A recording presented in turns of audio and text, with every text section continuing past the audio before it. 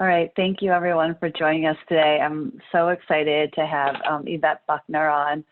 She is a managing director at Tusk Strategies and Tusk Ventures, where she oversees comprehensive client engagements involving lobbying, grassroots organizing, public relations, opposition research, and paid media.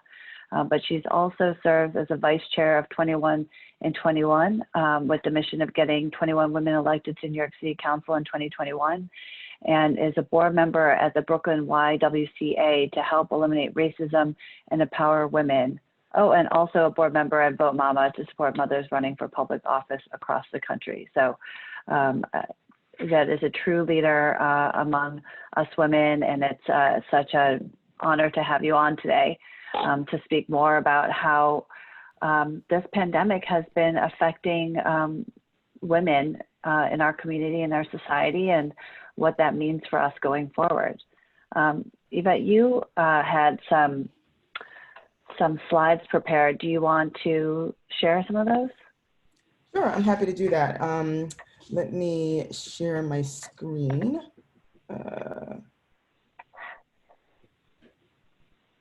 Let's see. Okay, I may need, let's see, advanced sharing opportunities. Nick, I may need your help. It was working earlier and now all of a sudden it's like, it's not working. Oh goodness. Here we go. There we go. All right, let's see. That looks great. Perfect, okay.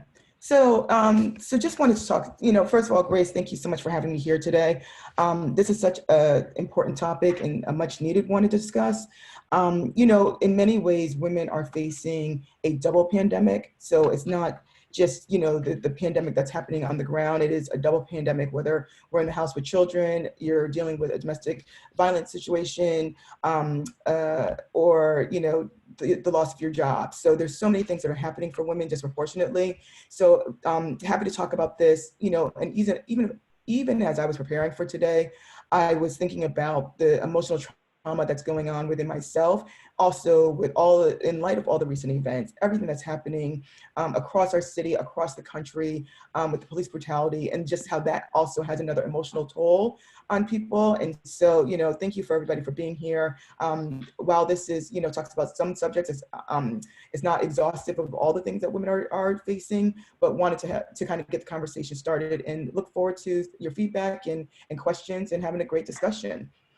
So I'm going to go through these a little bit quickly so we can have more. I'd love to have the interaction between folks. But for right now, for the first time in history, women are facing they're calling it the she session instead of the recession, or what's been called the man session in the past, or the he session in the past. So what does that mean? That's because 40 million people filed for unemployment just 2 months, over the past 2 months. It's alarming rates people have never seen before. And back in December of 2019, so just, it's not that long ago, 6 months ago, women made more strides and had more payroll jobs than men for the first time in history, just December. And then 100 days later, boom, the economy tanked, and women felt that harder, and they're feeling it harder than any other group, right? So women make up 52% of the workforce, but yet 55% of them lost their jobs. And this adversely impacts Black and Latino women particularly. We make up almost 36% of that number. So in 1 month, the pandemic has wiped out the gains that women have made over the past 10 years, in 1 decade, in 1 month. So it's pretty striking and alarming, and it's just been felt so profoundly by people and women on the ground. I'm gonna go to the next slide. Sorry. So what happened during like the 2009, what we saw was, manufacturing, construction, housing, all of those things tanked. And the industries that climbed the quickest were hospitality, restaurant, tourism, leisure, education, healthcare, all of those things really increased. And that's how women were able to kind of, really outpace men. And so we saw that happening in vast numbers. And And unfortunately, we've seen it happen in vast numbers, just the opposite. So as soon as we were able to succeed, the industries that were sustaining us crumbled. And these industries, unfortunately, have a lot of low skills, low wage workers. And these women tend to be in jobs that don't, they have little savings, and they're not transferable skills all the time. And so what happens when you can't, when you don't have a job and you don't have a lot of savings, you can barely pay the rent. That also means that you're not able to put food on the table for your children. And so across the country, we're seeing that 1 in 5 households are insecure with food. And women, single mothers with children under the age of 12, we're seeing 2 in 5 households. So New York was insecure with food already prior to COVID. 1.2 million New Yorkers were deemed food insecure. And so when the pandemic hit, food pantries were struggling. They were scrambling to get food. They were scrambling to get the resources to people, having a very difficult time. The government stepped in and helped out a little bit, but what happened was, some state money was trickling in, and some city money was trickling in, and some federal money was trickling in, but they weren't combining them to make a full effort to people on the ground. And so people are still struggling. The thing that I've heard most even from folks on the ground is that feminine hygiene products, women just not able to get access to them. And so that impact, it's impacting us in just massive numbers and much stronger and much harder. For single parent households, the majority of them are run by women. And so more than 80%. And so we're just seeing that women are the ones who are really struggling during this time. And so not only are we struggling, we're in fear. Women are in fear of their lives constantly, but the amount of domestic violence cases has actually very much increased. It was very interesting when the stats first came out by the NYPD, it showed that the rates were down for emergency calls. And so rates seemed like they had dipped, but in actuality, they had not. They had actually increased, but it's because people are home with their abuser. They were afraid to make phone calls. They were afraid to leave the house. They were not, you're hearing women saying they couldn't go to the grocery store to try to go get groceries because the men would say, or the abuser would say, you might come back with COVID. Usually if the man goes to work or the abuser goes to work, they were able to, make a phone call to get help, but the person's there the whole time. So it just shows that this was happening at such alarming rates, and child abuse was happening at the same time. And because of the stress of not having a job, not having, security, savings, food, shelter, all these things combined, it just allows for such trauma in the household. And unfortunately, a lot of times it's taken out on the children. But what happens is a lot of times the teachers can catch it, community members can catch it, the church or the synagogue that you go to can catch it. You can catch it at different places. Extended family is catching it. But without people able to come into the house or be able to see what's happening with the kids, it was also climbing exponentially. So we're seeing all of these things happen. It's just terrifying. Not to mention women who had court cases that were already in progress. You saw the courts, they slowly stalled and then halted. So it was like, they slowed down and then it completely stopped. So if you were in the middle of a situation, you had nowhere to go. You're not finding, lawyers were not connecting with these people. The service providers were not connecting. They were like, they tried to slowly come back with technology, but not everybody has a computer to connect to and to do anything over the phone or over the computer. So you're seeing all of these things that are happening, and women are stuck in these situations and very much trapped. And so this has just been a very scary thing. And you're just seeing, again, the adverse effects for women on the ground. And then, something I can talk to myself, what's called the double shift for women. Women tend to be the primary caregivers for children. And I know I'm experiencing this. I work from home, and it's saying like women combined make, we do 71 more hours than our male counterparts, which are doing 51. I feel like that number should be 171 hours a week. Grace, I'm sure you can appreciate this with me, because not only am I working and, I also have to do remote learning, which I applaud teachers across the world, because the job that they're doing is so incredibly tough. You know, my kid, who whenever I go to parent teacher conference, they're like, she's such a pleasure to have in the class. I'm like, that same child is not here right now. She's like, she doesn't want to do her work. She doesn't want to, you know, sit still in front of a computer. You know, but I'm also planning the play date still. And I'm also, you know, at the same time, making sure there's toilet paper in the house. I'm stalking, you know, Amazon for Clorox wipes.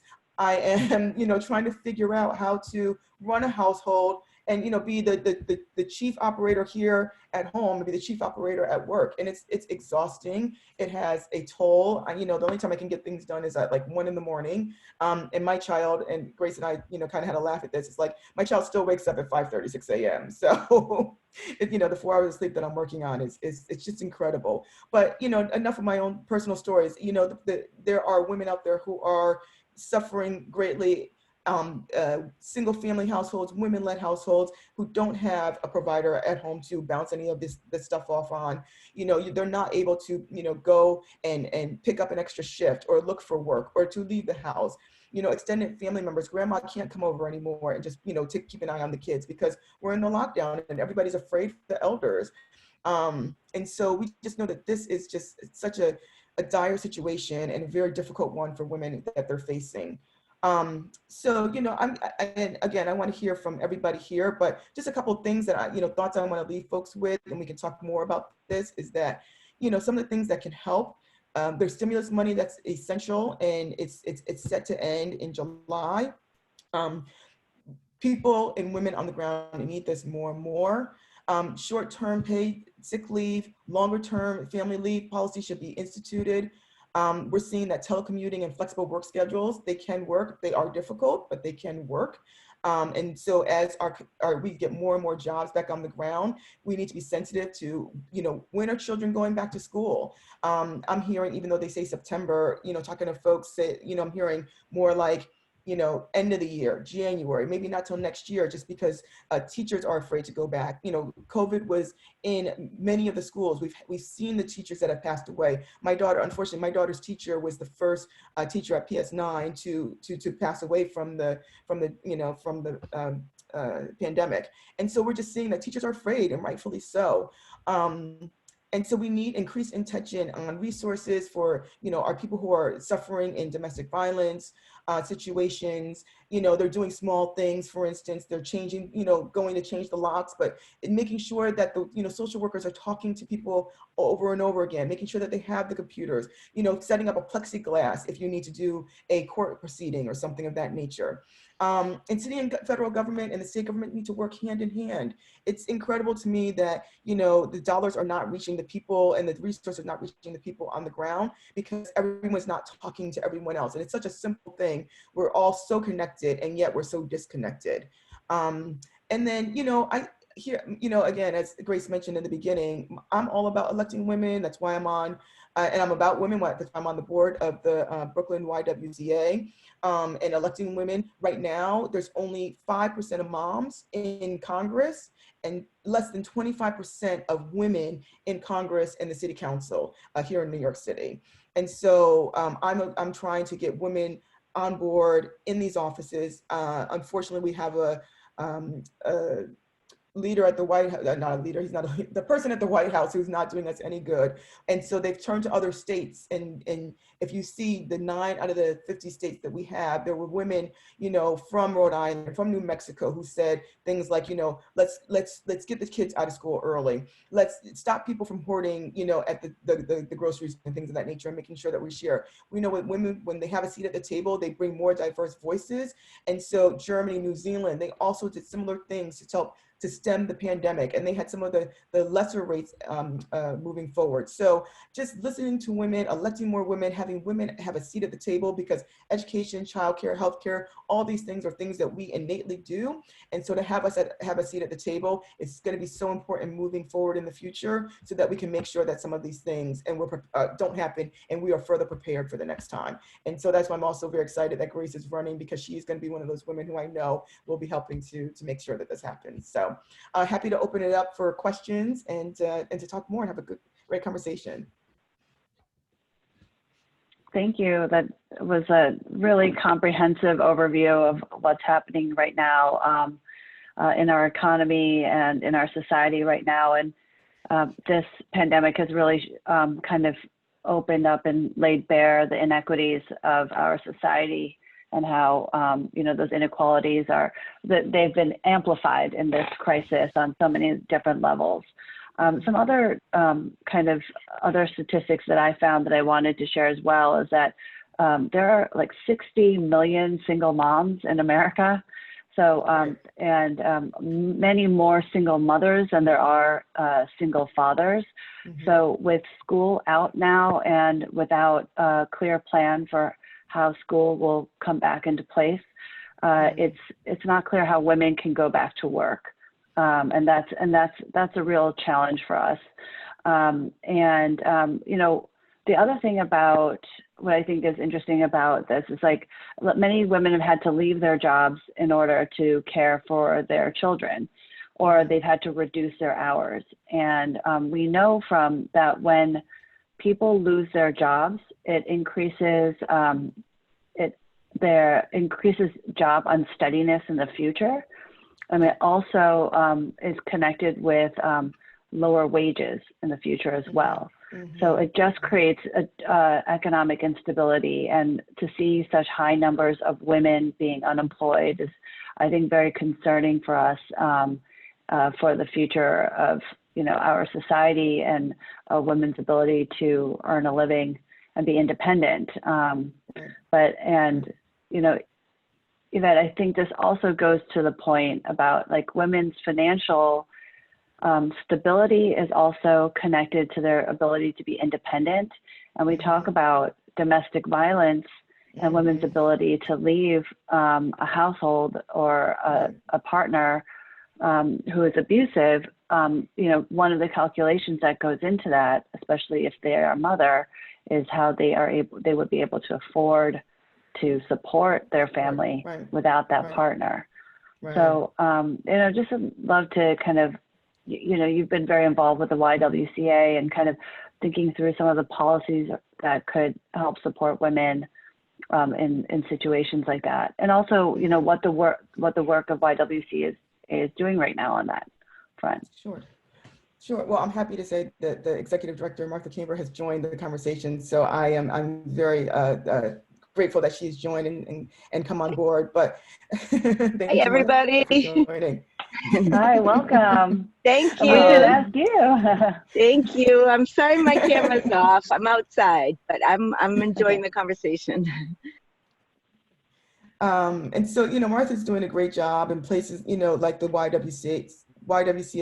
It's remarkable that they are the kind of the unknown jewel of Brooklyn, and these little places that people don't know about that are helping to save women's lives and have been doing so for years, year after year after year, and making sure that they are just, in part and parcel working with these women and helping to secure, homes for them and safe places and food and all those things that they really, really need, and getting them, just the things that we really need to do for places like the Y is ensure that they continue to have access to funding, because without the funding from the city and state government and from the federal, it's impossible for them to continue to do the work that they're doing on the ground. So we need to push for those efforts. We need to push for, people to destigmatize some of these things so that women don't feel afraid to come forward and feel comfortable to go and know that it's a secure place. Martha and I were talking just recently about women who were going to places that are like 2-family homes, so that it feels more like a home for these women, especially, the women with children, so that they feel more safe and they have security. So just some of those measures are so important to keep people connected and keep them feeling like connected to their community. So children are not ripped away from their community where they go to school and they feel comfortable and all of those things. So, and Martha, please feel free to jump in and add in, but some of those things and keeping places like this funded are, I can't even speak enough to it. Yeah, Martha, we would love to hear how your work has changed since COVID-19 hit the city, and how you are supporting women right now. Well, that would be an all-day conversation, but I could try to summarize. We've been doing everything from getting meals delivered so women can shelter in place. We have 300 units of housing, permanent housing for formerly homeless women, and a number of the women are older. Over 120 of them are older, over the age of 60. So COVID has dramatically changed how we do everything, and just really, we had to set up like a makeshift hospital quarantine units in the building. It's been, at one point, I think I felt like I worked for Doctors Without Borders. But getting back to the question of kind of policy, what Yvette was mentioning, you know, one of the things that's coming out of this is the importance of not institutionalizing domestic violence victims. And some of the innovative things that my colleagues are doing are they're setting up like shelters for COVID positive domestic violence survivors and their children, or if they've been exposed to COVID and can't go into shelter. So really trying to be creative about what the options are, especially around domestic violence right now, and confidential ways. I'm going to move to a quieter place, sorry. Confidential ways that women can ask for help, like apps that they can text or chat on from their phone that are not traceable, and don't use the same apps that we would use normally, the commercial, that everybody else uses. So trying to figure out ways to reach people who are basically in lockdown, and provide them with more support. And I definitely, the thing about affordable childcare, I don't know what's going to happen for moms who are going back to work, and schools are still closed. I just don't know how that is going to be possible. And it is much worse for single mothers and much worse for women of color who tend to be the lower wage earners. You know, we're really seeing in New York City that in our building, we have a lot of working women in our building who have lost their jobs. Our rent in May was 30% less than April. And we expect June to be much worse. And that's because low-income women of color are working in retail, and they're working in, administration, and they're working in restaurants, and they're working in hospitality. And all of those industries are closed right now. So it's having a disproportionate impact on low-income women, and specifically women of color. And women with children just have that kind of additional layer. You know, I live in Sunset Park, and there was a line at the food pantry. Must have been, 1,000 people in that line recently, and we didn't talk about immigrant women or undocumented women and what they're able to do, because they're not getting a stimulus check, they're not getting unemployment, so their situation is even more desperate. Yeah, those are the people who are,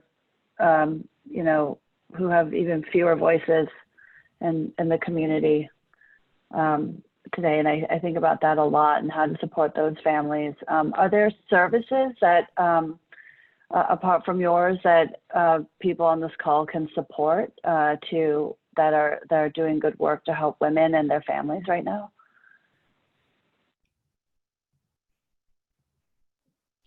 Absolutely, and maybe what that, and I could just maybe even send a list after the call with some links. Domestic violence providers are doing some really incredible and creative things right now to help women who need to get away. And as Yvette mentioned earlier, situations may have been volatile before, but now you've got everybody's locked in a small space. They may have lost their jobs. Hunger is an issue in many households.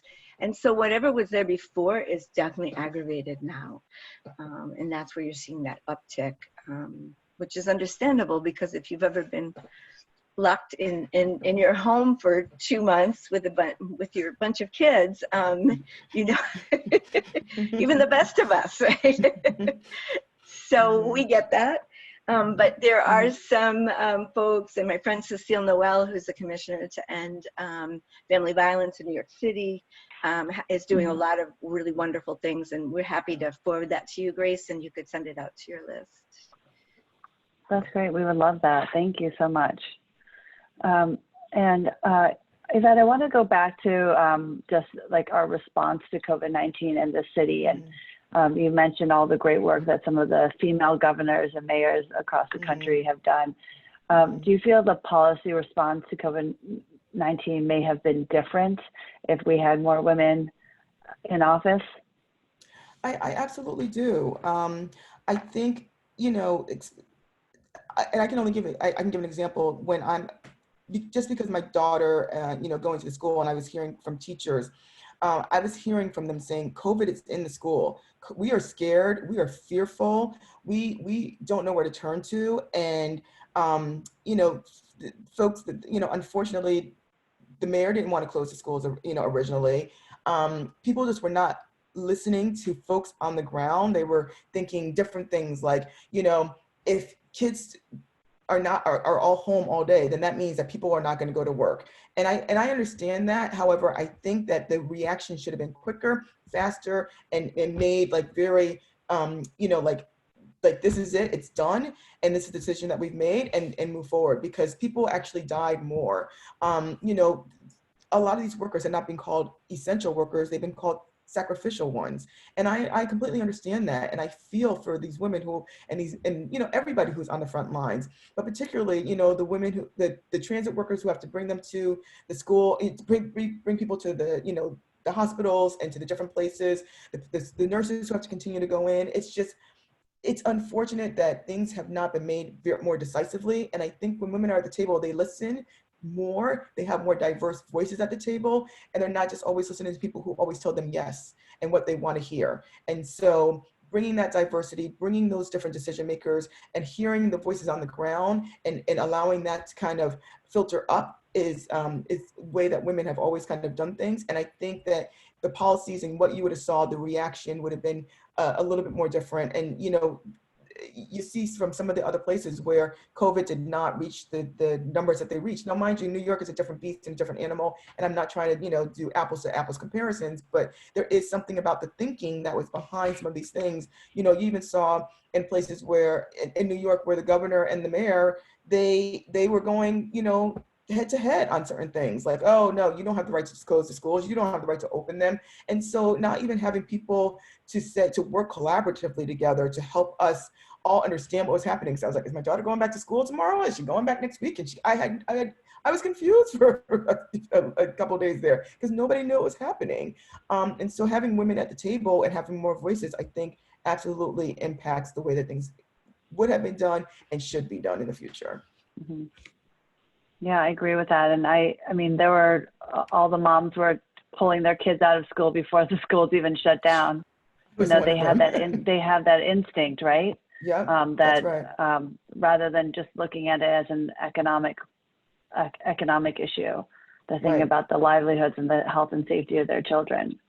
So exactly. Yeah, that's you know, we've got 1.1 million children in the public school system in New York City, and we now have to think of a way to get them back to school if that's possible over the next couple of months. And you know, my greatest concern is we're seeing other countries like South Korea, which has done an exceptional job at bringing down infection rates, who are now attempting to reopen their economy, reopen schools, and they're seeing a huge pickup again in infection rates as they did that, and now have to shut them down. So as we're following the lead of other countries who are, you know, a few steps ahead of us, it's kind of thinking if you know, they're not able to do that with the contact tracing and the testers that they have, you know, we need to be thinking very critically about how we do this in our city, but then also what that impact is on women in particular as we go forward. So I would actually, if there are other, I see there are a few women on here, and Al, if you want to just unmute it, and some mothers and grandmothers, and would also, you know, just be really interested to hear like how people are feeling about schools reopening and that just general experience, if there's anyone who wants to share some thoughts, just personal experiences with it. If there's anyone. Don't be shy. Yeah, giving everybody the ability to unmute yourself. So if anybody wants to join in the discussion. I think that's like some of the conversations that I've been having with moms, like, do we open up schools, like half the class for 2 weeks, and then for 2 weeks of the month, it's the other half of the class, and because there's no way otherwise to know if they're like bringing in infection because we have to test all of them and that sort of thing, and then there are people who are just like, we're not going back to, I don't know what I'd be interested to hear like kind of like what people's sentiment is around schools opening or closing. I don't know, Yvette, how you feel about that. Yeah, no, I mean, I'm terrified of the idea of my daughter, going back to school. I mean, look, she's 8 and she doesn't know the difference. I mean, she does, but like between 6 feet and 10 feet and 15 feet, we walk down a grocery line and I'm like, you need to be 6 feet away. And she's like, 2 feet away, and you have to drag her back because for her, she's just so used to like going out and about and doing her normal everyday thing. And even though she's been in lockdown, the minute she gets outside, she's just like, she kind of doesn't understand those barriers that she has to have. And so she can't understand them with me watching over her, all the time. I don't see how they can do it in school. And children are so physical at this age too. Like my daughter hates Zooms because, they get on the phone, it's like, hi.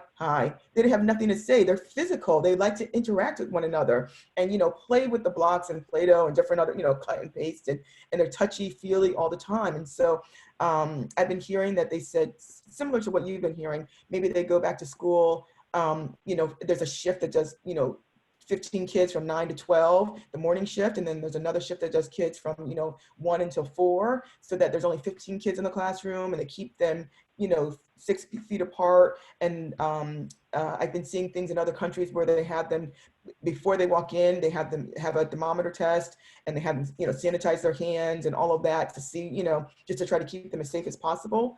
But there is a lot of fear for parents because my child has not really been without me or my husband. She has not at all been without me or my husband for 3 months now. And the idea of going back into this territory, and now with the new, at first they said that children they were not going to get it, right? Like children are exempt from this, and now we're seeing the MISC happening, and children actually are getting very, very sick, and that terrifies me. So it's hard to imagine them going back. It's hard to imagine seeing anything before there's a vaccine and it being tested and us learning things from it. So that's my kind of thought on it. I know she'll probably have to go back before the next 3 years. I would like her to, because I would not like to have her home until 2023. But we'll see. It's all going to play out. I saw a great post on Instagram.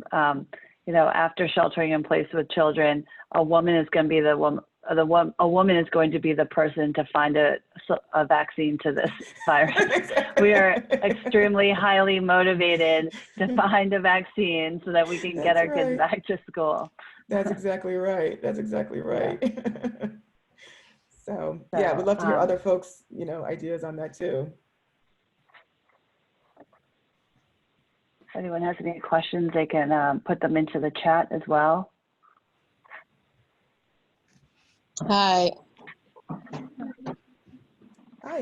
Hi, my name is Jamie. Jamie, and I'm listening, and I actually share the exact same sentiments that Yvette just mentioned. Like, I'm a mom of 2. I have an 8-year-old and a 5-year-old, and thinking of the thought of them going back to school with a bunch of kids terrifies me. In addition to that, like me, being a working parent, the thought of like, how does that all work out right now? I'm working from home. What if my job says next week or 3 weeks from now, okay, you're coming back in? I'm like, how is that going to work for parents who have children at home still? But I'm also wondering what the schedule would look like for children going back to school in the fall. Like, will it be a staggered schedule? How many kids will you have in the class? What is that even going to look like? And how are you going to manage trying to keep little kids away from each other? So it's just all, it's such new territory for us all but I know at some point we will all have to feel comfortable with some level of letting the kids go back, but I don't know to what degree that is, especially with the new cases of the children being infected. Mm-hmm. Mm-hmm. Yeah, that's That's right. And I absolutely had my nephew got infected with the Kawasaki disease, which is the disease. It wasn't related to COVID, but he was is the inflammatory disease that they've been talking about that's connected to COVID, and that was something where, you know, he was in the hospital. It took him a week to recover, and they caught it early, thankfully. But that's like, you know, that was a very intense couple of days for us while we were, you know, just making sure that he could get better. So, yeah, these are things that all need to be taken seriously. And I think it's been interesting to see how my husband and I are trying to balance work life, and you know, my husband has, you know, he's been doing Zoom calls all day long, and now my 2-year-old, you know, when she gets tired and she's ready for a nap, she goes to him and like sits on his lap and falls asleep in his arms while he's on the Zoom calls.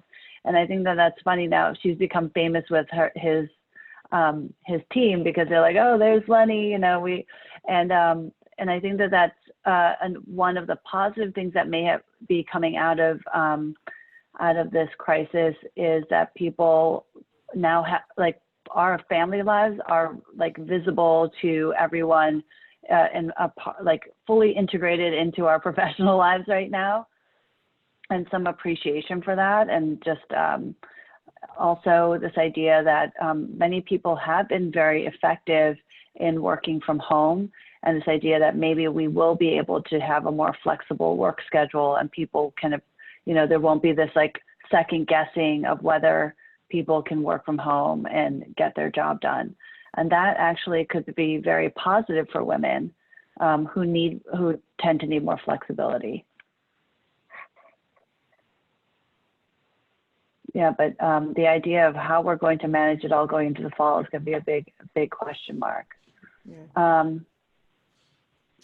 Yeah, there are some beautiful lessons that are happening, Grace, as you mentioned about, Mm-hmm. you know, your daughter falling asleep on your husband's lap. You know, I'm teaching my daughter to cook, which, you know, normally I just was unable to do it.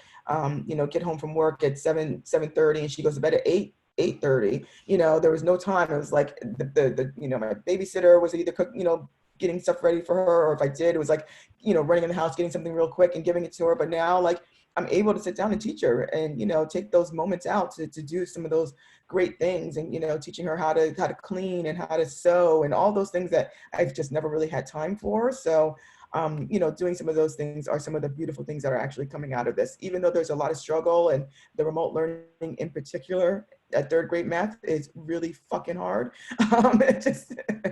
Sorry if my language offended anybody, but I didn't understand fractions before, and I definitely still don't understand them now. And so, so even those things are really difficult, but, you know, there are some beautiful moments that are happening as well. So, Yvette, I mean, you do a lot on the policy side. Do you feel like this is an opportunity for us as women to start pushing for policies that can benefit women further, whether it's universal childcare, whether it's, you know, hazard pay for essential workers who, Mm-hmm. you know, tend to be predominantly women, you know, those types of, like, and how would we move forward? How can we move forward from this moment and really capitalize on it to ensure that we as women are protected and can continue to you know, take advantage of this moment right now when people recognize Mm-hmm. the stress and the struggle that we are going through right now? Mm-hmm. I mean, I think, you know, when women organize and come together, we are a real force to be reckoned with. And we've seen that throughout history and throughout time. And so I think we just need to get organized and prepare, because there's going to be another wave of this. There's going to be, this is not the end. And people keep saying like life post-COVID, we're going to be living the COVID for the rest of our lives in, you know, some way, shape or form. And so I think, you know, we have to have the policies that are mattering the most, the healthcare, the education, the paid sick leave, those things that are helping other countries, and look to them for best practices, and look at where leaders who are women are doing things. We have to use those as our stepping stones. And once we put women together and we form coalitions, and, you know, I would love to say that we have a woman president. That's not the case now, but there's other things. Hopefully we have a woman vice president, you know, as a nominee, and get behind those efforts so that we can start to put us up in higher positions. I mean, right now, if you look at our state, the way that it's done, you know, you have a male governor, you know, you have a male mayor, you have a male city council speaker, you have a male comptroller, you know, you have men leading. Thank God for Tish James, you know, that she's there. But before we had a male AG. And so we have to put women, women have to support women. And unfortunately, that has not been the case, but women supporting women to support policies that support women makes so much sense over and over again. And so if we just keep pushing that, and I think, you know, in times of crisis, people do come together around a message. And so if we can get some of those messages out, and that's why, again, I'm working with like 21 and 21 and Vote Mama, so that we can have these, you know, some people on the ground to help do this, because we have to have these voices at the table, and we have to keep pushing. Yeah, absolutely. And some of the, what are the top policy agenda items for like 21 and 21 and at the city level?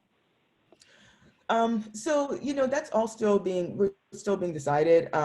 You know, we want to see right now just get the women elected into the office. But there's so many different things, and there's so many different communities that have some of the top things that they want to see.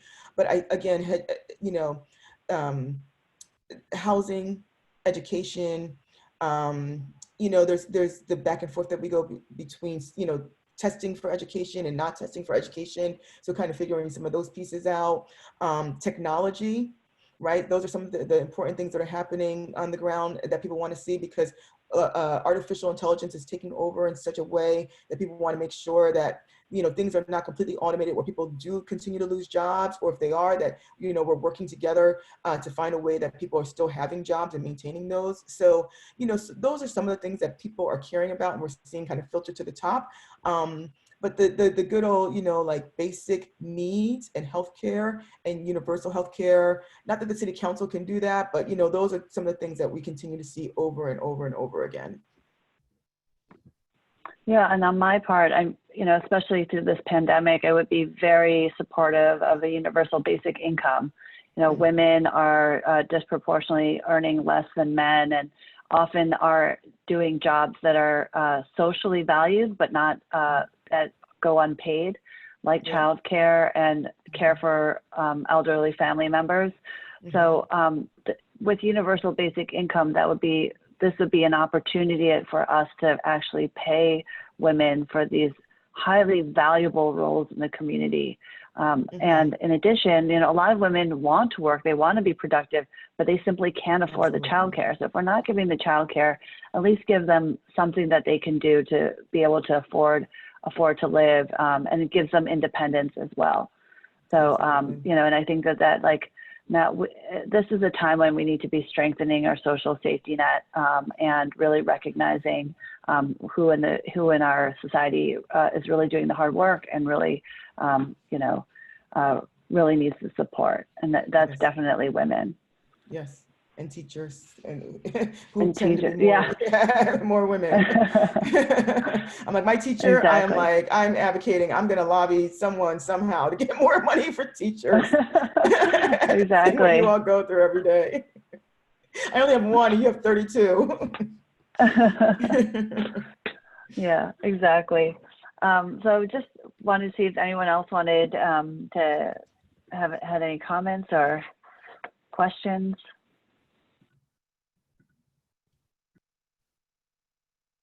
Al, do we have people on the phone? I wasn't sure. No, nobody on the phone right now. Okay, great.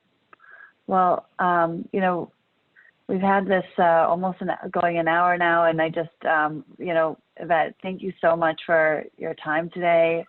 I don't know if you have any parting words about how we should be thinking about things, but you know, this is This has been such a pleasure to hang out on Zoom with you. I know, same. So no, it's so much fun, and thank you so much for having me. I really appreciate it. And you know, the only thing I can continue to say is to elect more women, elect more women, elect more women. Hold your elected leaders accountable. You know, make sure that you use your voice and make it be heard.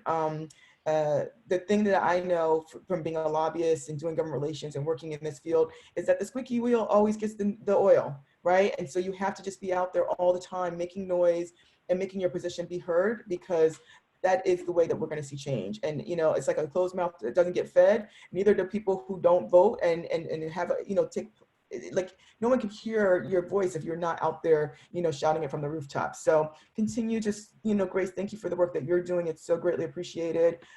You know, and thank you to everyone for being on the call and taking time out on a, you know, sunny 70-degree day. I know that it's so beautiful outside. So thank you so much. And thank you, Grace. This was a lot of fun. All right, everyone. Thank you so much. Have a great weekend. And one last pitch. Oh yeah, go ahead, Al. For people to sign up to volunteer to help Grace get elected. On that note, we do need more very active and engaged women like Grace is. And she is a powerhouse. Like I said, she's working her butt off to help the people of Lower Manhattan today and every day. But the election's coming up June 23rd, which is going to be here before you know it. It's only a little over 3 weeks. If you've gotten your absentee ballot application in the mail, please do fill that out and send it in.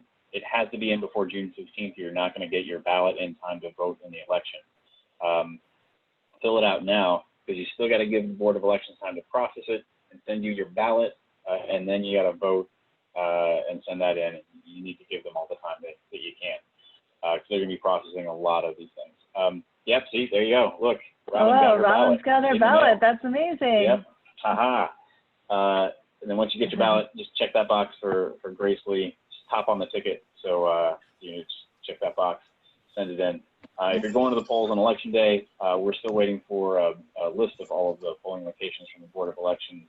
We expect polling locations to be updated with a lower than expected volunteer turnout from their end. But we need all the help we can get on election day and every day between now and then to tell people about Grace, spread the word. We're starting knocking on doors as soon as the state opens back up next week, or June 8th, rather. We're distributing PPE materials between now and then, and we've got folks on the phone every day. I see Sarah on the phone with us, or on the call with us. She's joined us for a few of those. And we've got Josh running those. He's going to send the link in the chat for people to sign up. There it is, bit.ly/calls4grace. If you want to sign up to volunteer. It's a good crew. We have fun. We do cool stuff. And tell people about Grace. It's amazing. All these are positive conversations. People are happy to talk to us and hear from us. Grace is a celebrity now. People are getting the mail. They're hearing it from us on the phone. They see the website, these things, see the online ads. It's great.